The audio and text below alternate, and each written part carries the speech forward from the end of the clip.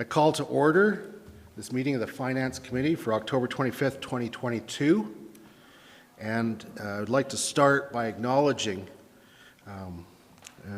in the spirit of respect and reciprocity and truth, this Canmore area known as Shooting at Willows in Stony Dakota being the traditional Treaty 7 territory comprised of the Bears Paw First Nation, Chiniki First Nation, and Wesley First Nation within the Stony Dakota, as well as the Tsuut'ina First Nation and Blackfoot Confederacy comprised of the Siksika, Piikani, and Kainai.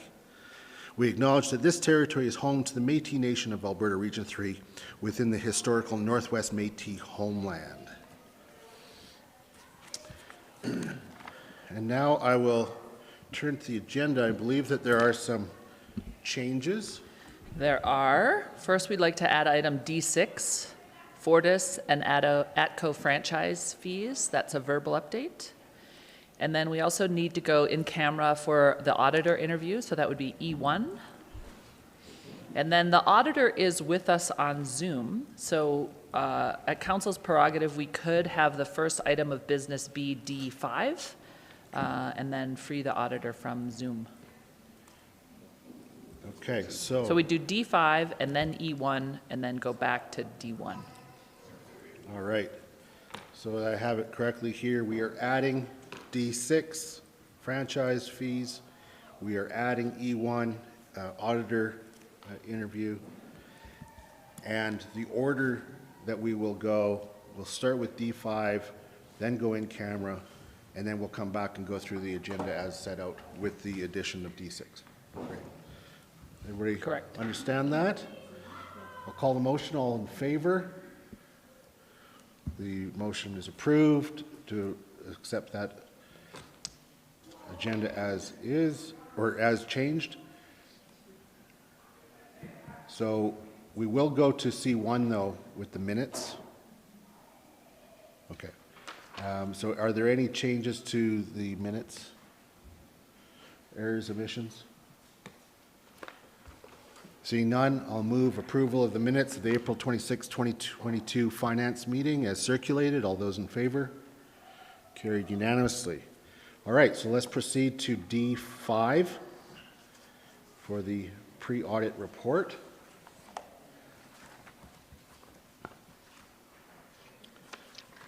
Can you guys hear and see me all right? Absolutely. Welcome to the Finance Committee in Canmore.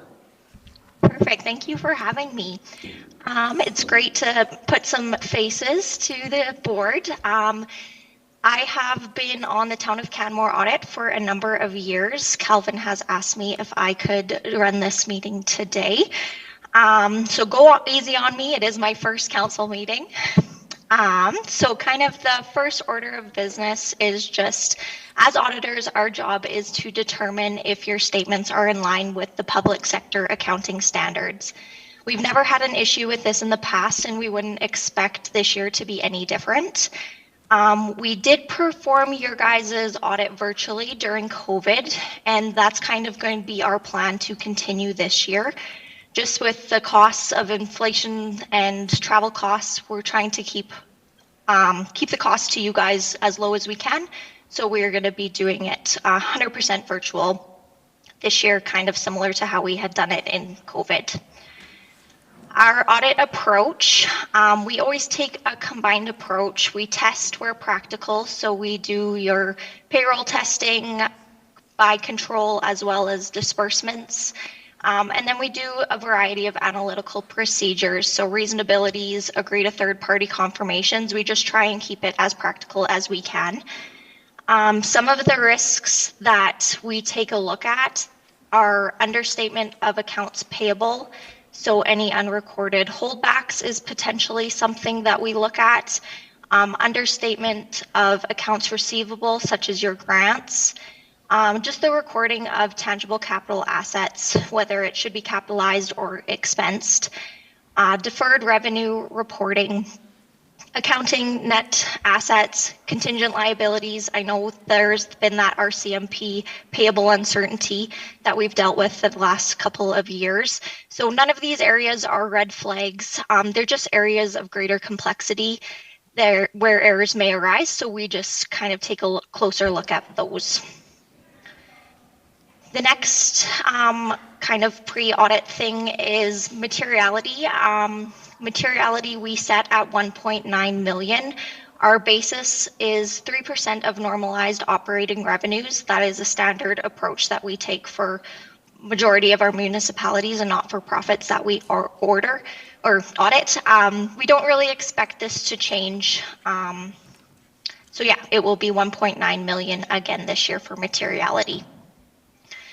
The general idea is that we kind of review your internal controls, we ensure that everything is working properly, we test them, we make any recommendations for improvements if there is anything needed. We also make sure that the statements are correct and that all the required disclosure is in the notes.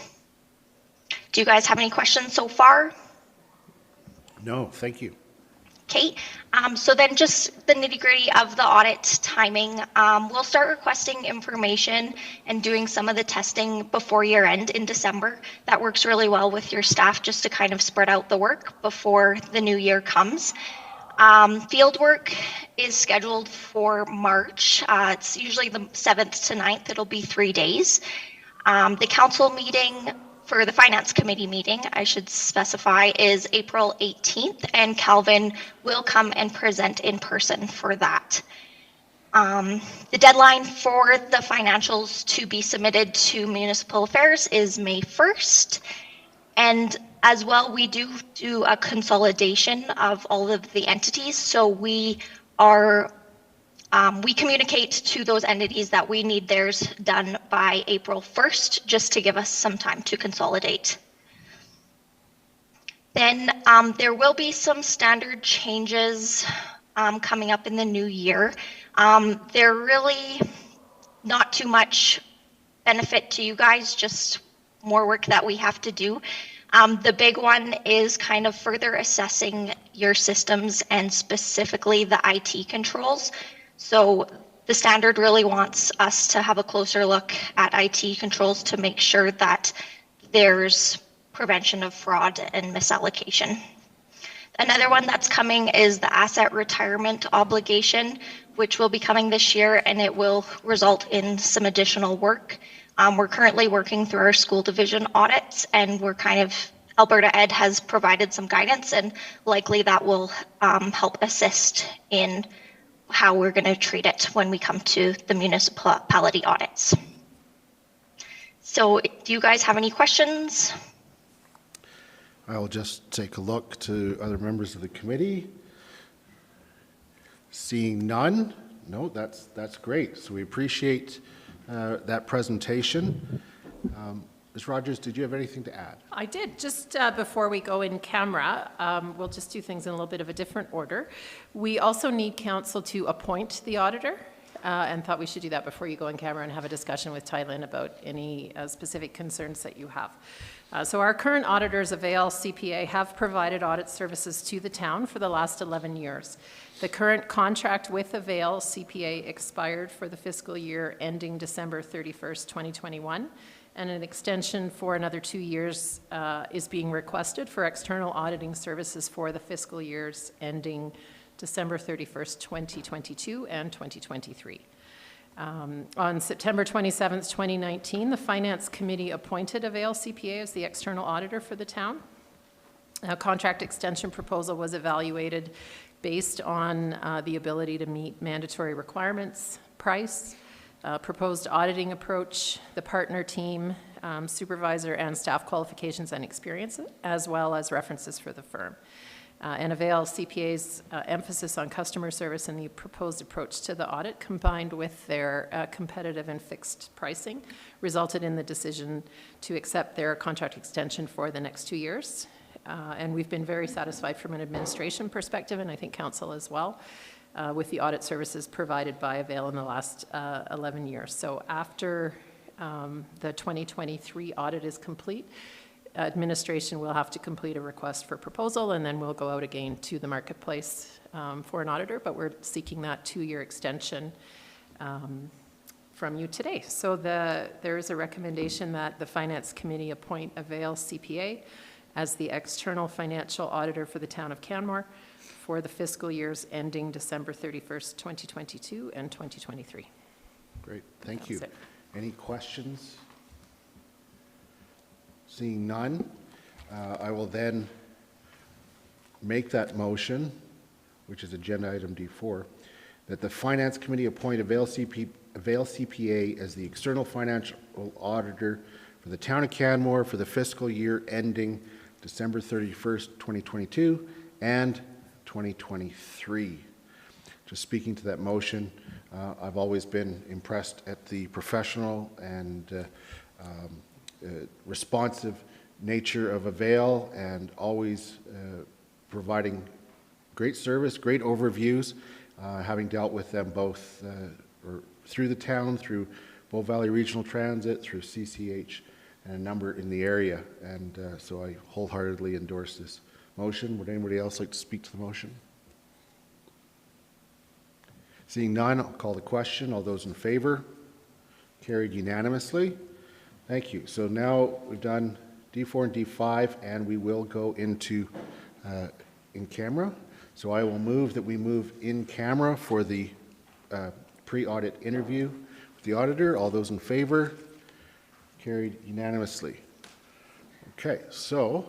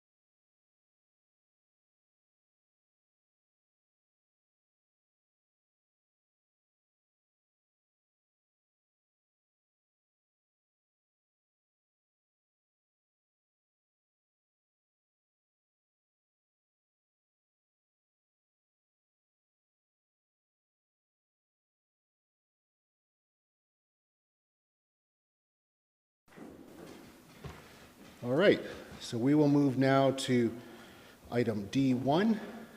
Ms. Rogers. Oh, are we streaming again? Okay, great, thank you. Ms. Rogers, item D1, Finance Committee overview. Thank you, Mayor and Council, and this afternoon, Finance Committee. So I will walk you through an overview of the Finance Committee, including timelines, revenue sources that we have around budget preparation, the budget process, and then when we've completed that, we'll answer any questions that you might have about the year-to-date capital and operating reports that were part of your package, and we did appointment of the auditor to begin with. So we're kind of mixing things up a bit today. Thank you for following us as we work through this. So we did approve the agenda. We also approved the minutes, which were, sorry? Oh, yeah, thank you.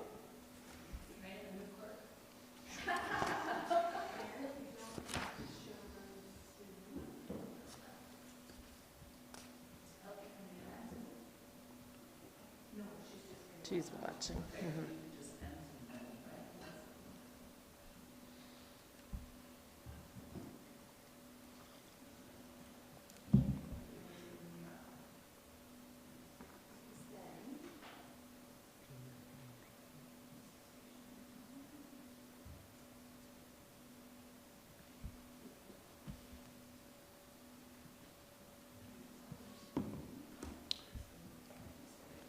For our streaming audience, we are just waiting for the screens to come up, and technology is pushing back right now.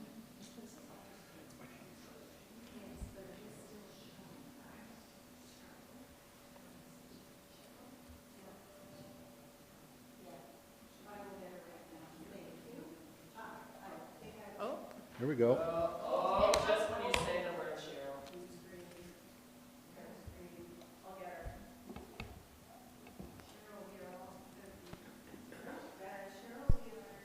There we There are. we go. Oh. Very good. All right. All good. Thank you. All right. Please Okay. continue. So council's budget responsibilities are well defined in legislation and policy, and we'll walk through that this afternoon. So starting at the highest level of governance, the MGA establishes requirements for elected officials around budget.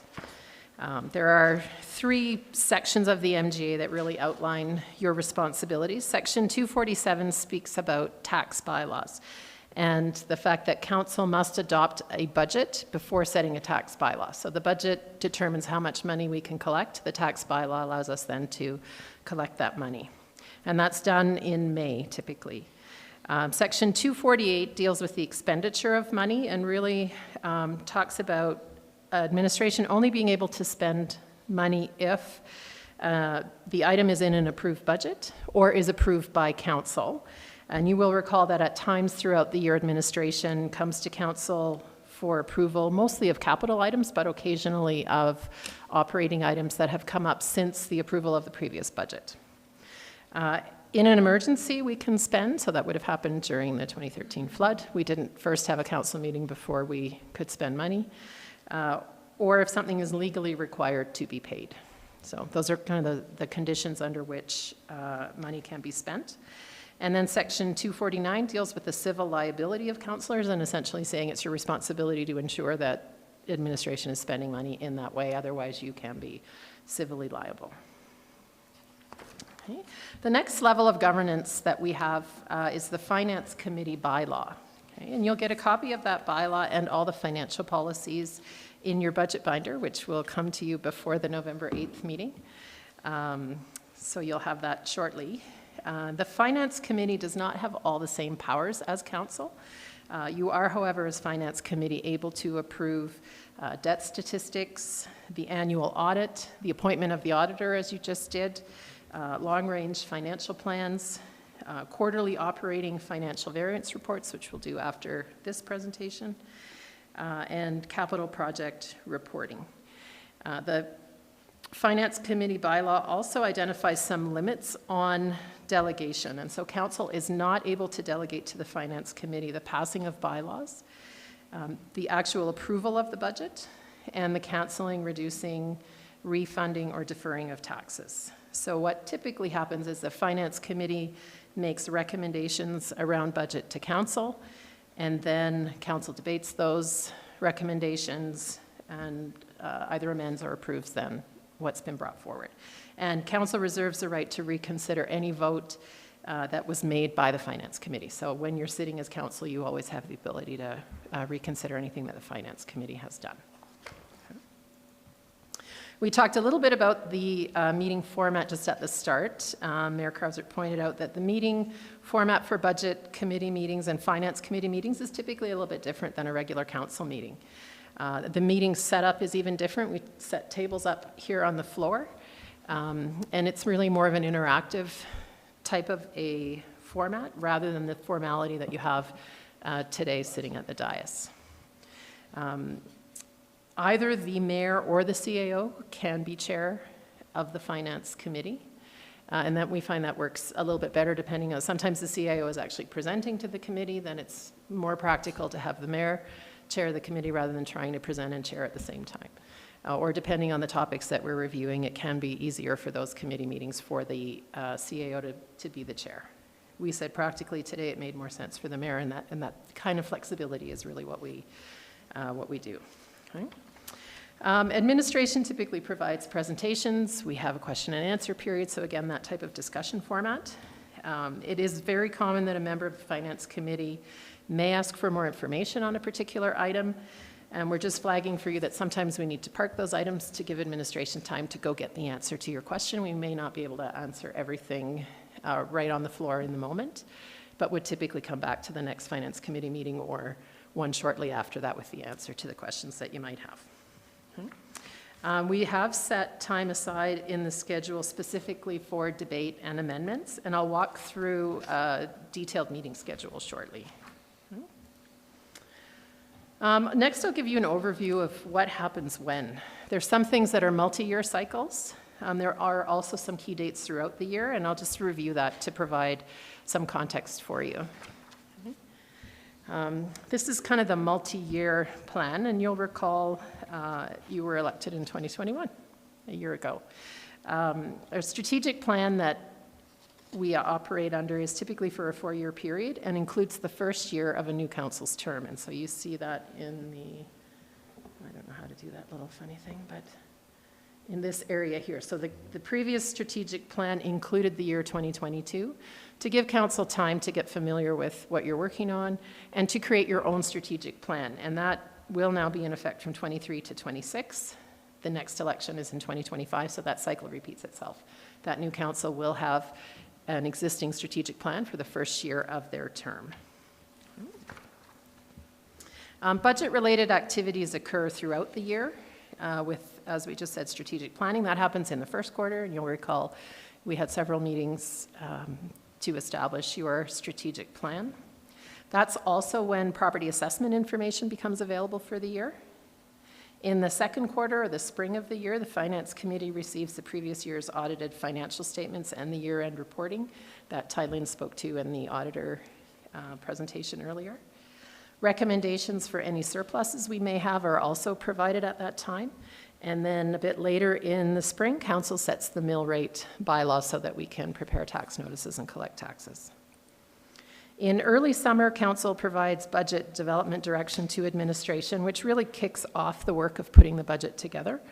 And this year, that meeting took place on July 5th, and we'll review quickly a bit later what you directed us to do there. And then in the fall, financial updates and capital progress are reported, and we'll do that again after this presentation. And then we actually get into the work of the Finance Committee, where you begin reviewing that budget, making recommendations for changes, and so on. Okay. So here is a schedule with kind of a rough agenda for our upcoming meetings. And I say rough agenda as we adjust time based, you may need more time on a particular item than we've allocated or less time, and so we do flex the topics a little bit to give you what it is that you need and are looking for. I can send you this after if that's... Yeah, they are, all these meetings are in your calendar, but I'll send you this so that you can see the picture of what we have planned when, okay?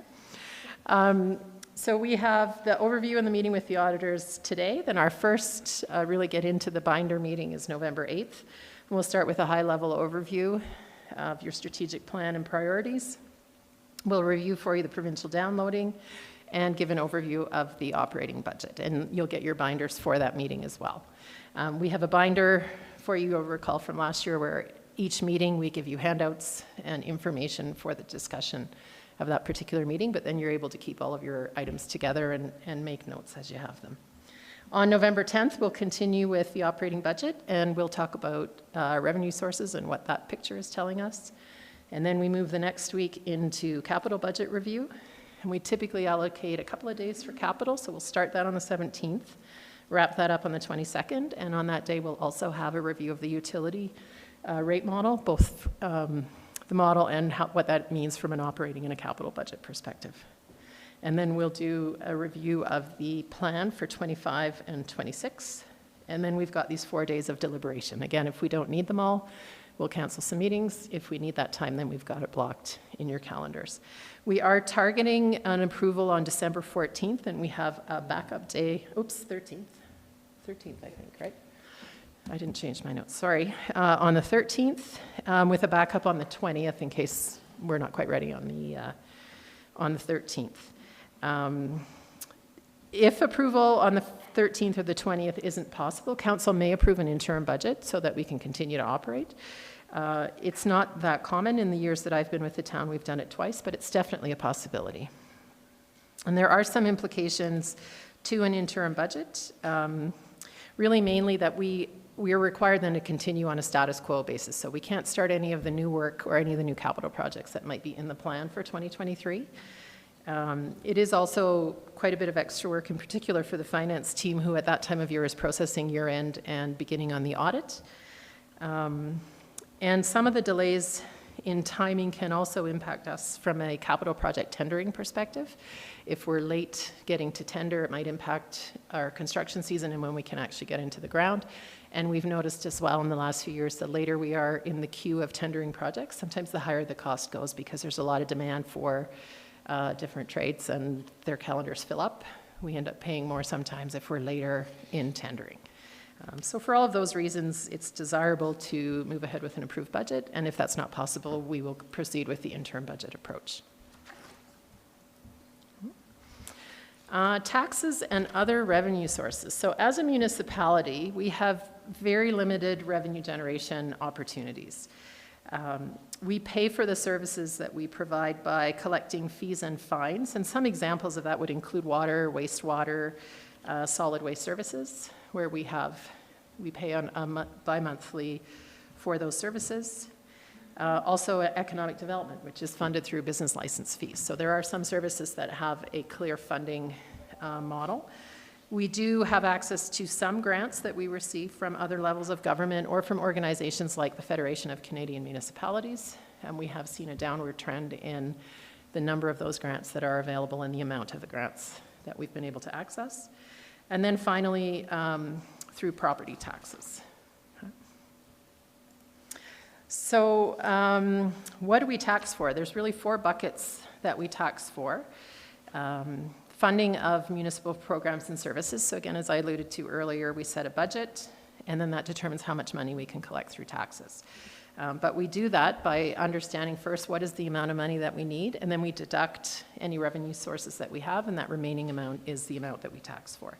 We're also required to collect education taxes for the province, and just over half of our annual tax bill that you would receive as a resident is actually education tax, which we're required to collect for the province and then remit to the province.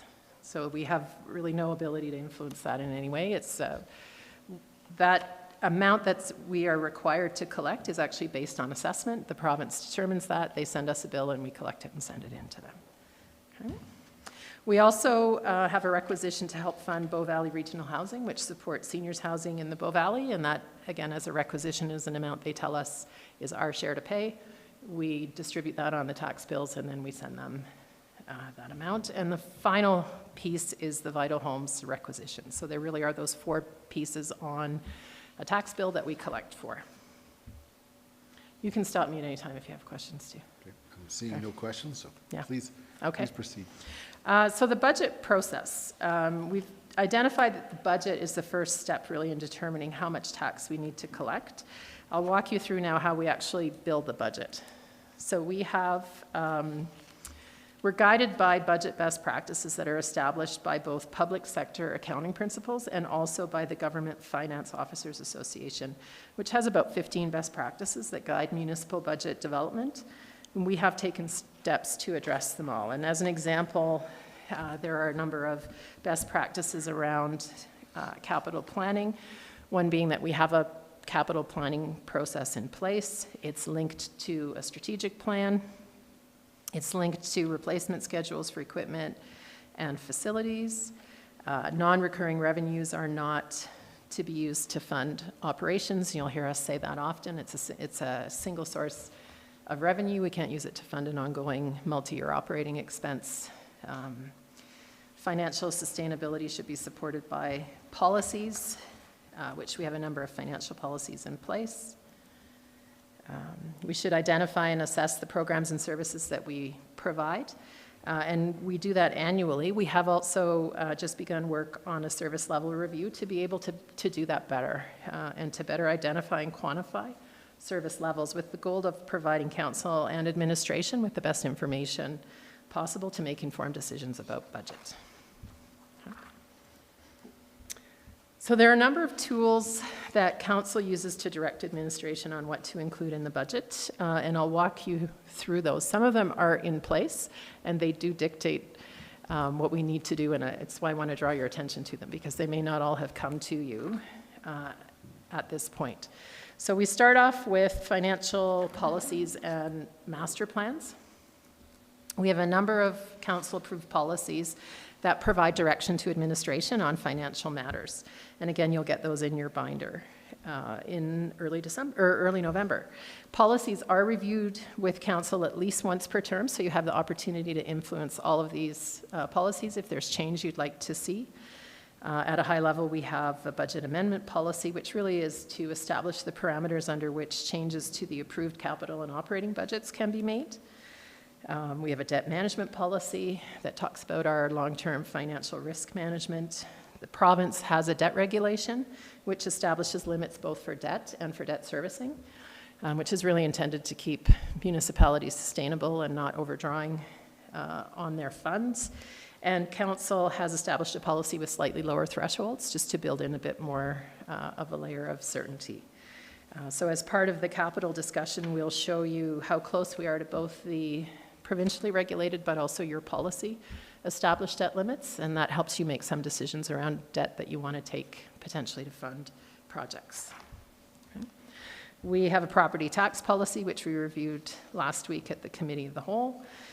There is a reserves policy, which establishes the guidelines, limits, and conditions that apply to the various reserves that we have. And you'll recall earlier in the year, we made an amendment to that policy around the development reserve, where we're really trying to target surpluses on the development revenue side to help fund the development work that might occur over a budgeting cycle. And then we've got a number of policies around investment, savings, purchasing, procurement, and then employee pay policies. Also some policies that are a bit more operational but still influence budget. For example, the snow and ice control policy talks about the level of service you wish to have. Out of that fall some budget implications as far as what we need to do and have in the budget in order to be able to meet that policy. So these are all items that inform the preparation of the budget that you may not necessarily have directly told us to do. Okay? It's sort of in place behind the scenes. We also have a number of master plans. They all come to council for either approval or accepted for information purposes, and they also help guide administration in the preparation of the budget.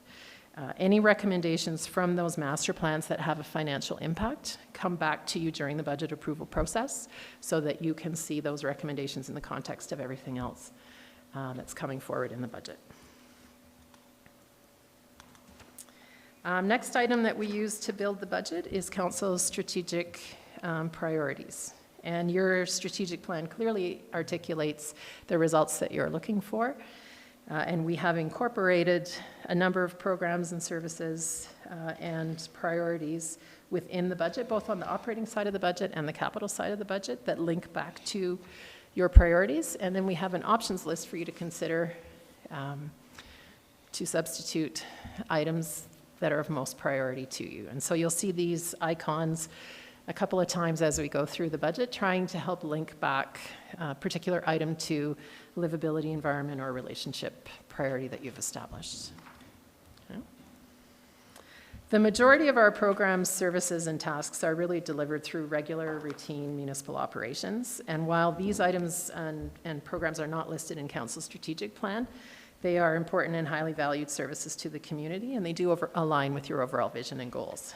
And many of these programs are either legislated or deemed as essential or are approved by Council in previous budget cycles, and they really do form the bulk of the operating budget. We have essential services like fire, transit, snow removal, street sweeping, garbage, recycling, and organics collection, and emergency services.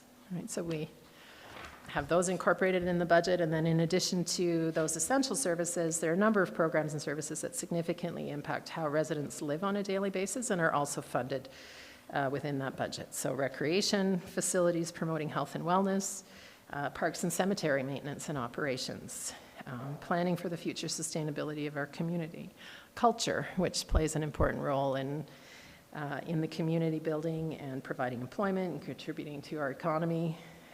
And really, this is just a snapshot for you, but just trying to draw that link for you that all of these services that we provide are incorporated within that budget. There's a number of others that I haven't mentioned, in addition to the corporate services team, who behind the scenes is supporting all of our direct service delivery departments. Okay. The next item is that budget direction.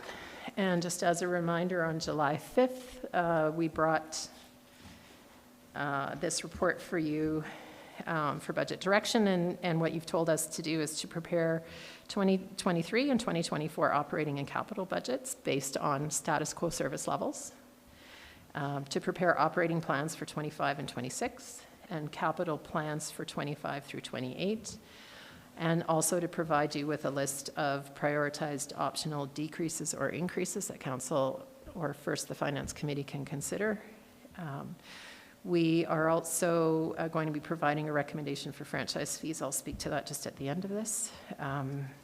And we have been tracking and will report back to you the total costs for delivering emergency medical services, that impact on Canmore Fire Rescue, and also we have been working to identify where we have experienced provincial downloading and to walk you through the impact of that.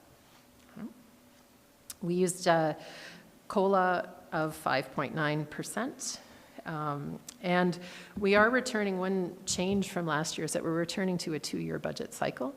We have done a 2-year budget cycle in the past, and during the COVID years, we just felt we couldn't proceed with that. There was too much uncertainty for us to try to be able to plan a second year of a budget. So we were working back with a 1-year budget. But there's a lot of benefits to doing that 2-year budget, both for yourselves from a planning perspective and seeing what's coming on the horizon, but also from a workload perspective and being able to do that work once. Okay. Ms. Rogers, just with the COLA Yes. calculation, I know that's pursuant to our policy. Can you just, so that we're all top of mind, can you remind us how we calculate that COLA for the year? Yes, we do. We use the Calgary CPI, June over June, historical, and then we do continue to track July, August, September, and so on. We'll bring you the most current information that we have once we do the budget, but we've built the budget on the basis of that year over year in June, which is what our policy tells us. So. Administration also really has worked to have our finger in the pulse of what's happening in the world around us, because there are a number of issues going on that have a direct impact on our budget and what we're trying to accomplish. Politically, there's great uncertainty around provincial direction and grant programs that have an impact on what we're trying to do, provincial downloading that I spoke about just a moment ago. On the economic front, there's impact of inflation. We're seeing rising insurance costs, rising fuel costs, rising interest rates that also have impact on debt servicing, and we'll speak to that a bit more on the capital side and really seeing how that impacts us over the long term. You're hearing now possibility of a recession, which is a bit of a 180 on where we're at today. And employment recovery is still going on with difficulty in recruiting for some positions that we're experiencing, the same as many of our businesses in town are experiencing, and also wage pressures that that type of an employment environment creates. Okay. On the technology side, there is a continued normalization of hybrid work. We are seeing ongoing demand for online service options, hybrid meetings like you saw today with our auditor, coming virtually rather than driving from Lethbridge to be here in person. And we are also seeing increasing cybersecurity risks. And you'll recall Banff had quite a serious incident earlier in the year. There are many social issues as well, and just a couple of highlights. Lingering uncertainty around the impacts of COVID. We just don't know what that's going to do. And we're seeing increased mental health concerns in our community and really trying to support those folks. Yeah. So taking all that information into account, we start building a budget. Department teams take all of that information. They begin working on their plans. In your leadership team, we review those, and then we start to bring that budget back to you. And that's going to take us to November 8th, which is when you'll see that first presentation of the budget. So Great. that is the overview. Happy to answer questions or have anyone on my support team jump in if I've missed something. Yes, Councillor Faubert.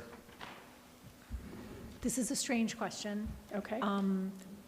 I heard a news report recently that public sector accounting practices around intangible capital assets might be coming forward. Have you heard anything around that and how that might affect us? And the reason I ask is because when I look, we have a lot of trees. and it's a way of kind of capturing in an economic value a lot of things that we have in our community that we can't really sell, but has value. But I just kind of was wondering how changes in accounting practices for us as a government might affect our budget process in years to come. I would say not direct impact in this year. We're just starting to hear some of the start of that. Not enough that I can report really on that. But you'll recall a presentation, I think earlier in the spring, exactly about trees and saying these are assets as well, but they're quite different than the physical assets that we have in a building or a facility or a vehicle or, yeah. I feel like I'm ahead of the curve. You are. And being really nerdy, but it feels like something that could change how we budget. For sure, yeah, would have an impact, yeah. I remember tangible capital assets coming online and Yes. just how long and the process to incorporate that into the budget. So. Yes, yeah, it took a long time. And really the theory of all of that type of reporting is to ensure long-term financial sustainability and to ensure that municipalities are aware of the costs that are coming in the future. There was quite a period of time where municipalities were building lots of infrastructure and didn't actually have the funds to be able to maintain that infrastructure. And so that whole shift to tangible capital assets and now intangible is to really understand what is our asset base and what's the cost of maintaining that. And you'll hear a lot more about that in the capital plan. Okay, good. Excellent. Yeah, Thank you. great question. Councillor Graham. Thank you, Ms. Rogers, for your Yeah. presentation so far. Inflation is going to be a big doozy for us this year. Yes. And I believe our policy is for the inflation of any single given year, correct? We did make an adjustment, and I think largely in part to your question last year. Historically, what we had done is applied the first year's cost of living as the inflation for the second year. And our acting manager of finance, Palki, has brought a different approach where we're actually looking at inflation indicators for the future years. And so we have applied the 5.9% cost of living to the 2023 budget, but we're following these longer-term projections around inflation for those future years to be a bit more accurate. Last year, our projection would have been too low based on what was happening now, and there is some sense that coming in future years, that number that we're currently seeing may drop a bit. And so we don't want to overtax for an inflation that may not occur. Yeah, and I think I'm starting to wonder if like a 5-year moving average or something along those lines to remove the big bumps and the big dips and more consistent budgeting might be something Yep. worth considering. Considering, yeah. When an idea like that might be worth bringing to the table. Would Yeah. that be? Yes, let me give Yes. that one some thought and come back to you. Yeah. Interestingly, we have approached, and again, you'll see when we bring the budget forward, a couple of our items. We have an item called slippage, where we estimate how much salary, wage, and benefit we're not going to spend due to vacancies in positions. And we've taken that similar type of an approach, where we're averaging the last term, 7 yeah. years, excluding the COVID years, because they're just not Funky, normal. But really to try to use the historical average as a bit of a predictor for the future. So certainly that concept is something that we're looking at. We haven't taken it so far as to the cost of living or the CPI, but would be something for us to consider. I just need to think logistically about actually how that would work. Yeah. Yeah, Yeah. I guess what I'm saying is that Yeah. would that be a council? Yes, but as Dr. Cottle has pointed out, I think probably at budget direction time, when you're setting the direction for those next year budgets, to say, instead of using that COLA, use an average of the last 5 years or the last 7 years excluding Right, COVID or sure, what yeah. have you. Yeah, Yeah. Okay, Yeah. thank you. Yeah, great point. Councillor Faubert. Is it not in our budget policy? Could we not make a motion to direct admin to return with our budget policy and reconsider how we calculate? We could, I just think practically we can't do that for the budget we've just prepared. Not 'cause for this one, no. We would be probably not able to come back to you till June of next year. Yeah. Kind of like, But absolutely, that would be, could either be directed then. Yeah. Or it could apply in annual budget direction. yeah, Either way, yeah. because it's too late now. Yeah. But if at the end of this finance committee process, we had a motion arising for a potential change to Yep. our policy, I was thinking a 3-year rolling average myself, just to kind of even it out and to get rid of those spikes. But Yeah. I think some analysis would be good. Yeah, I think analysis would be helpful, and understanding is 3 or 5 the right number? How do we include or exclude COVID years? Yeah, I agree with you. Thank you. thank you. Any other questions? I am not Okay. seeing any. So we can move on to item D2.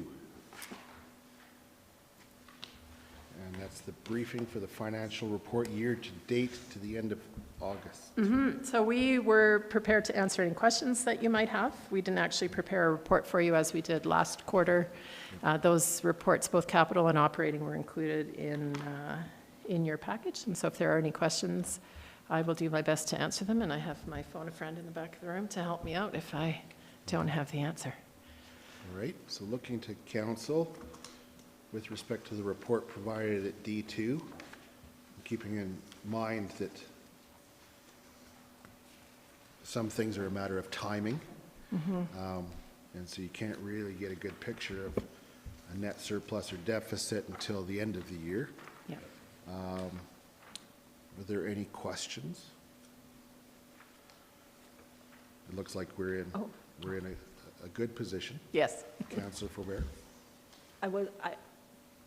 Ms. Rogers already knows I was going to ask about paid parking revenues. Paid parking, yes. So we are bringing a fulsome report to council on November 1st, outlining the paid parking program in its first kind of full season of operation. And we'll review expenses and revenues with you at that time. Yeah. And while the mayor did caution us against the net surplus deficit number on page 7, if I'm understanding this, it's currently around 2.6 million. Is there any idea of where we might finish the year if we're not to look at this number and think end of year yet? Yes, not at that number, we can tell you that. So our crystal ball that we have, yeah, not there. Yeah, a bit early to make predictions, but I maybe we could wager a guess around $1 million. But it is a bit early for us to have that information, yeah. Mr. Irwin, did you want to add something? I saw you're hitting the button. Yeah, I mean, you can look at that number, but there's a whole lot of implications. Especially in the last couple of years, things have changed the way we handle things. Planning and engineering surpluses were normally part of our year-end surplus. They now flow to the development application reserve. Any paid parking money in there flows to the paid parking reserve. Economic development flows to the economic development reserve. There's a couple of wild cards, like RCMP, slippage, a few other things, but there's a few other things that are over too, so, it's... And so all those things that would flow to reserves, right now, they're showing as a positive in the As positives variance. there, that's right. Because the move to the reserve doesn't happen until after the books are closed. After year end, Yeah. That's good. I like that, thank you. yeah. Utilities, solid waste services, there's quite a few things. Yeah. There's definitely some paid parking revenue in that number, so. Stay tuned, Tuesday. All right, any other questions? Okay, so no questions around D2, so then we'll move on to D3. Are we taking the same approach on that one, or did you want to be speaking to any of those items? We are. The only thing I would draw your attention to is that we have 2 capital projects that we will be bringing back to council with the budget approval that we're recommending be canceled. One is around asset and work order software. We're just not quite ready to take that work on this year. We've had some turnover in our IT department, and so we're looking at bringing that project back next year. And then the passenger rail station and impact study was an active capital project for this year that has not started. And so we're going to propose that both of those be canceled, and then that money goes back into the reserves.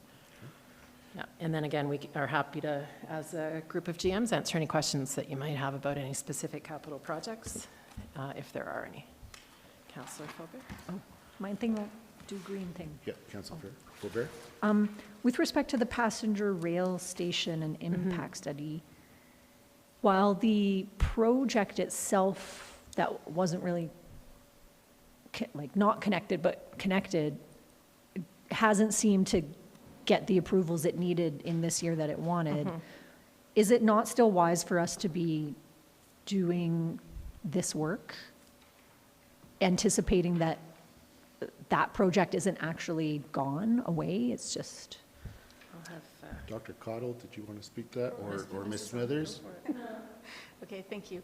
I would suggest that it would be exceedingly difficult to take on that study without more certainty around, sorry, I'm used to being on that one, without more certainty on the regional rail project itself, because there's just too many unknowns. And certainly, if there were a decision on regional rail and the town felt that it was prudent to move forward with such a study, we could come forward mid-year with an out-of-cycle budget request for that project. Yeah, it's just like, there's definitely uncertainty around that project. I just don't see it being dead in the water yet, so. Okay. Okay, great, thank you. Any other questions?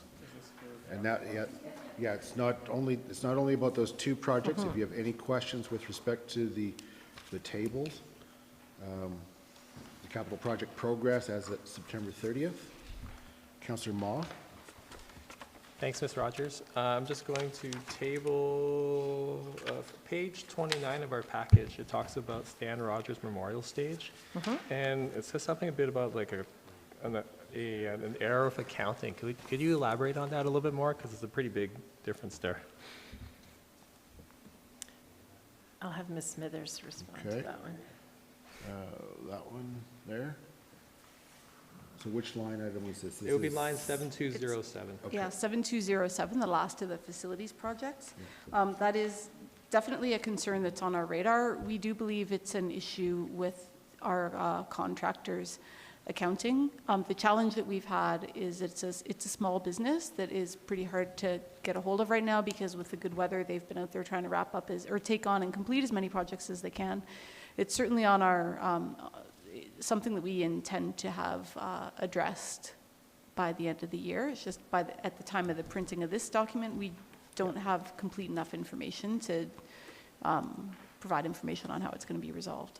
And so the note here says it's likely an accounting error that's Yes. resulted in the project being reported as over budget, but you'll find out by the end of the year. Yep, exactly. Okay, Thank you. Good question. all right. Looking to council for any questions on the table or with regards to those two projects that we'll be bringing a motion with respect to.